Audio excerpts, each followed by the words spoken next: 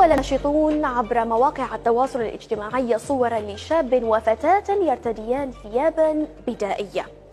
يحمل الشاب هنا بيده قوسا ونشابا ليظهر بهذه الهيئة يشبه طرزان الشخصية المعروفة.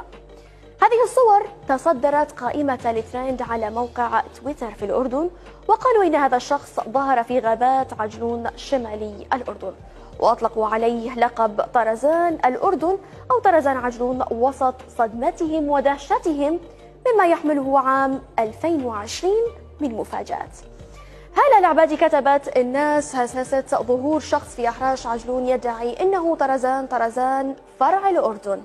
تغريدة أخرى من عمار هلال كتب فيها: طرزان عجلون فكرة حلوة للهروب من الضرائب والمسقفات والديزل وأجرة البيت، وراس مالها مغارة وشوية حطب وقوس وكم سهم. اللي حابب يهرب من الواقع الله أعلم كم واحد يتمنى أن يكون طرزان. تغريدة أخرى من عماد كتب فيها: 2020 مش طبيعية، وكل شهر أسوأ من الثاني، ربنا يعديها على خير، يا خوفي كلنا نقلب طرزان ونسكن الأحراش.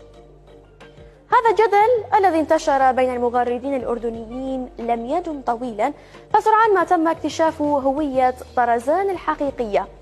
فالصور التي جرى تداولها في عدة دول منها لبنان وليبيا قبل أن تصل إلى الأردن كانت ضمن جلسة تصوير لعارض أزياء عراقي في منطقة بردش التابعة لمحافظة دهوك في إقليم كردستان، وتم نشرها في منتصف الشهر الماضي.